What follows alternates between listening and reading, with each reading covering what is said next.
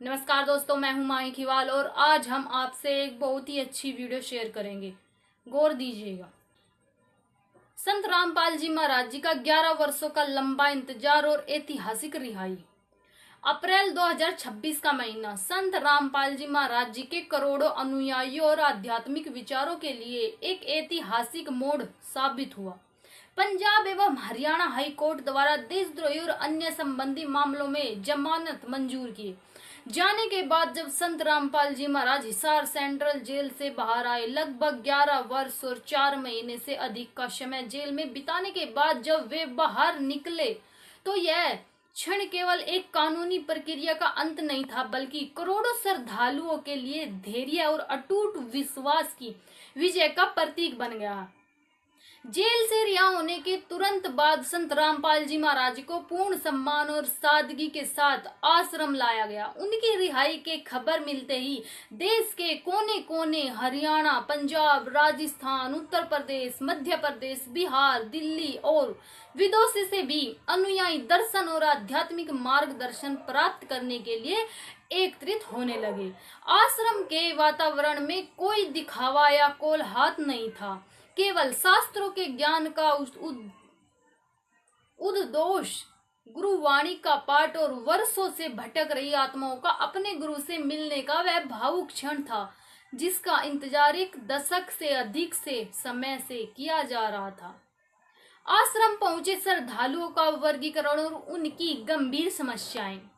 संत रामपाल जी महाराज जी की रिहाई के बाद आश्रम परिसर में हजारों लोग अपनी अपनी व्यावहारिक, शारीरिक और मानसिक समस्या लेकर पहुंचे। यदि इन समस्याओं का सूक्ष्म विश्लेषण किया जाए तो इन्हें मुख्य रूप से निम्नलिखित श्रेणियों में विभाजित किया जा सकता है। असाध्य और असाधारण शारीरिक बीमारियां। आश्रम में पहुंचने वाले श्रद्धालुओं में एक बहुत बड़ा वर्ग उन लोगों का था जो गंभीर और अंतिम चरण की बीमारियों से पीड़ित थे। कैंसर और ट्यूमर। कई ऐसे मरीज थे जिन्हें डॉक्टरों ने मेडिकल साइंस के आधार पर अंतिम समय दे दिया था। पैरालाइसिस यानी लकवा और रीढ़ की समस्याएं। वर्षों से बिस्तर पर पड़े मरीज जो बिना किसी सहारे के चलने में असमर्थ थे। लीवर किडनी और हृदय रोग। ऐसे रोगों की महंगी इलाज और सर्जरी का खर्च उठाने में पूरी तरह असमर्थ हो चुके थे। इन सभी लोगों की मुख्य समस्या यह थी कि वे केवल शारीरिक रूप से ही नहीं टूटे थे, बल्कि इलाज के नाम पर अपनी जमा पूंजी गंवाकर आर्थिक रूप से भी पूरी तरह नष्ट हो चुके थे। नशे की भीषण लत और पारिवारिक तबाही। दूसरी बड़ी समस्या जो लेकर लोग आए हैं वह थी समाज और परिवारों में फैला नशा।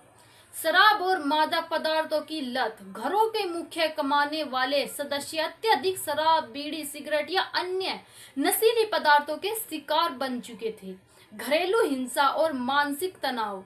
नशे के कारण परिवारों में रोजमर्रा के झगड़े, महिलाओं पर अत्याचार और बच्चों की शिक्षा का चौपट होना। पारिवारिक बिखराव। कई परिवार तलाक और अलगाव के मोड़ पर खड़े थे, जहां मानसिक शांति नाम की कोई चीज नहीं बची थी। आर्थिक तंगी, भारी कर्ज और सामाजिक कुरीतियां। तीसरा मुख्य वर्ग उन किसानों, छोटे छोटे व्यापारियों और युवाओं का था जो आर्थिक तंगी के जाल में फंसे हुए थे। दहेज प्रथा का बोझ। बेटियों के विवाह में लाखों करोड़ों रुपए का कर्ज लेने के कारण बर्बाद हुआ परिवार। दिखावा और फिजूल खर्ची। विवाह, मृत्यु भोज और अन्य सामाजिक कर्मकांडों के नाम पर लिया गया भारी कर्ज, जिसे चुकाने में पीढ़ियां बीत जाती थी।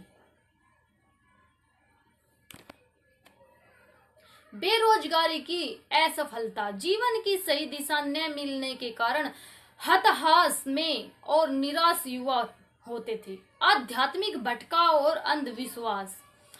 चौथी समस्या थी धार्मिक भ्रम। लोग अनेक प्रकार के व्रत, उपवास, टोने टोटके, मनमुखी पूजा और ढोंगी पाखंडियों के चक्कर में पड़कर मानसिक और आर्थिक शोषण का शिकार हो रहे थे। वे सच्चे भक्ति मार्ग से अनभिज्ञ थे और उन्हें यह समझ नहीं आ रहा था कि शास्त्रों में वर्णित सही साधना क्या है। श्रद्धालुओं के अनुभव, प्रत्यक्ष परिवर्तन और आपबीती।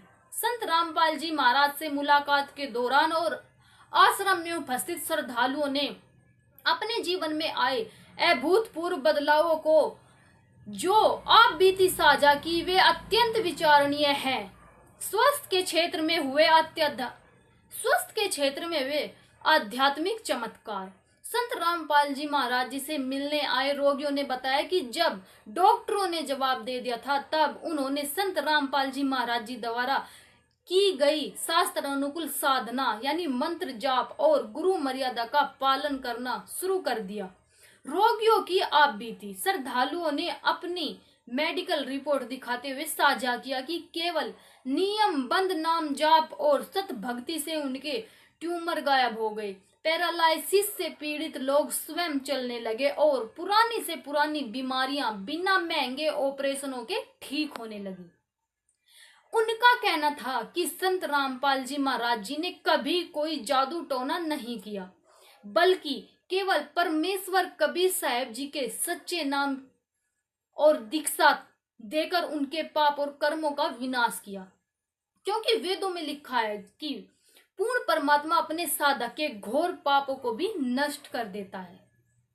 नशे से पूर्ण मुक्ति और परिवारों की बहाली। आश्रम में सैकड़ों ऐसी महिलाएं और बुजुर्ग आए जिन्होंने रोते रोते बताया कि संत रामपाल जी महाराज का धन्यवाद है। हमारे परिवर्तन की कहानी यह है। उन्होंने बताया कि संत रामपाल जी महाराज ने नाम दीक्षा लेने की पहली शर्त ही यही थी कि व्यक्ति को हर प्रकार के नशे, शराब, तंबाकू, गुटखा आदि का तुरंत और पूर्ण रूप से त्याग करना होगा।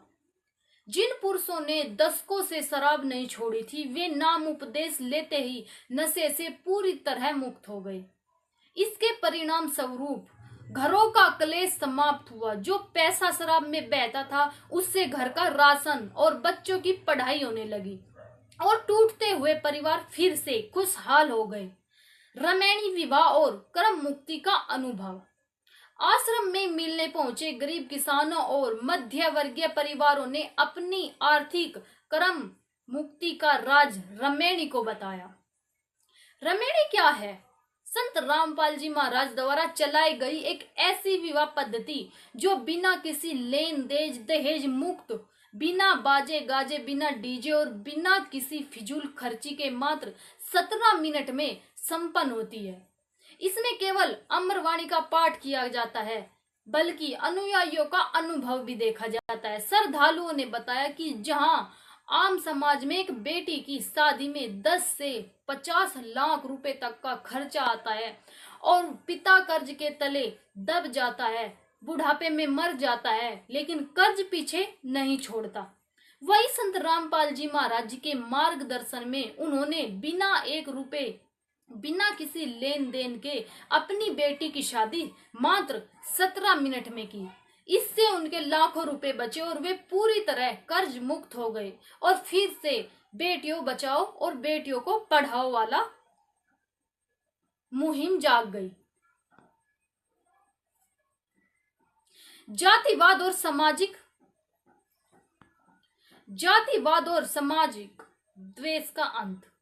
राजस्थान, उत्तर प्रदेश, हरियाणा और पंजाब के ग्रामीण इलाकों से आए अनुयायियों ने बताया कि उनके क्षेत्र में पहले ऊंच नीच और जातिगत भेदभाव बहुत होता था। बदलाव यह आया कि संत रामपाल जी महाराज के तत्व ज्ञान ने यह स्पष्ट किया कि सभी आत्माएं एक ही परमेश्वर की संतान है। आश्रम में आकर राजा हो या रंक, किसी भी जाति या वर्ग का हो, व्यक्ति हो, सभी एक ही पंक्ति में बैठकर भोजन यानी भंडारा करते हैं और एक साथ बैठकर भक्ति करते हैं, सत्संग सुनते हैं। इससे गांव में फैला जातिगत जहर खत्म होता है और हुआ भी है। भाईचारे की नई मिसाल कायम हुई है। संत रामपाल जी महाराज का मूल तत्वज्ञान और शास्त्रीय आधार। संत रामपाल जी महाराज से मिलने पहुंचे लोगों को जो ज्ञान प्राप्त हुआ वह केवल भावुकता पर आधारित ही नहीं बल्कि पूर्णतः शास्त्र प्रमाणित था। संत रामपाल जी महाराज के विचारों की सबसे बड़ी विशेषता यह रही कि वे किसी भी बात को बिना ग्रंथ के प्रमाण के नहीं दिखाते। श्रीमद् भगवत गीता के अनुसार साधना। संत रामपाल जी महाराज ने समाज को बताया कि श्रीमद् भगवत गीता के अध्याय 16 के श्लोक 23 और 24 में स्पष्ट लिखा है कि जो व्यक्ति शास्त्र विधि को त्याग कर मन माना आचरण यानी खुद से कोई भी भक्ति या साधना करता है तो उसे न कोई सुख प्राप्त होता है, न कोई सिद्धि मिलती है और न ही उसका मोक्ष होता है। इसीलिए भक्ति हमेशा शास्त्रों के अनुसार ही होनी चाहिए, जो कि संत रामपाल जी महाराज कराते हैं। वेदों के अनुसार पूर्ण मोक्ष और पूर्ण परमेश्वर की पहचान। उन्होंने ऋग्वेद के मंडल नंबर 9 सूक्त 96 मंत्र 17 का हवाला देते हुए सिद्ध किया कि पूर्ण परमात्मा अमरलोक यानी सतलोक में रहते हैं और वे स्वयं प्रकट होकर अपनी वाणी यानी कबीर वाणी द्वारा सच्चा ज्ञान देते हैं। उस पूर्ण परमेश्वर का नाम वेदों में कबीर देव यानी कबीर साहेब बताया गया है। पूर्ण गुरु की पहचान। गीता अध्याय 4 श्लोक 34 के अनुसार तत्व ज्ञान को जानने के लिए तत्वदर्शी संत रामपाल जी महाराज जी की शरण में जाना आवश्यक है। संत रामपाल जी महाराज ने प्रमाणित किया कि पूर्ण गुरु वही है जो स्वर पवित्र धर्म ग्रंथों वेद, गीता, कुरान, बाइबल और गुरु ग्रंथ साहिब का सही अर्थ समझाकर साधक को 3 चरण की नाम दीक्षा देता है और उसे मोक्ष प्रदान करता है। रिहाई के बाद संत रामपाल जी महाराज के मुख्य संदेश और निर्देश। 11 वर्षों बाद जेल से बाहर आए संत रामपाल जी महाराज अपने समस्त अनुयायियों और जनमानस के लिए मुख्य निर्देश जारी किए। कानूनी मर्यादा और शांति। सभी साधक देश के कानून और न्याय व्यवस्था का पूर्ण सम्मान करें। किसी भी प्रकार के प्रदर्शन यानी भीड़ भाड़ या शांति भंग करने वाले कार्यों से दूर रहकर अपने अपने घरों में भक्ति साधना करें। सत्य साधना पर दृढ़ता। मनमुखी पूजा और कर्म कांडों से दूर रहकर केवल शास्त्रों के अनुकूल सत भक्ति करें। सामाजिक सुधारों की निरंतरता। समाज से दहेज, नशा, कन्या भ्रूण हत्या, रिश्वतखोरी और जातिवाद जैसी बुराइयों को खत्म करने का अभियान पहले से भी अधिक तेजी से जारी रखा जाए। निष्कर्ष यह है कि संत रामपाल जी महाराज की रिहाई के बाद उनसे मिलने आए लोगों की गाथाएं यह स्पष्ट करती है कि सच्ची भक्ति केवल मंदिर मस्जिद जाने तक सीमित नहीं है बल्कि यह जीवन को अंदर से बदलने का नाम है। असाध्य बीमारियों से मुक्त, नशे का अंत, दहेज मुक्त सादा जीवन और शास्त्रीय ज्ञान की प्राप्ति, यह वह मुख्य परिवर्तन है जो श्रद्धालुओं ने संत रामपाल जी महाराज जी के विचारों से जुड़ने अपने जीवन में देखे हैं। यह रिहाई केवल एक व्यक्ति की रिहाई ही नहीं बल्कि समाज में चल रही एक मौन सकारात्मक और नैतिक क्रांति का नया आरंभ है। वीडियो को देखने के लिए धन्यवाद। और हमारी वीडियो आपको पसंद आई हो तो चैनल को सब्सक्राइब करें और लाइक करें। धन्यवाद। बने रहिए हमारे साथ।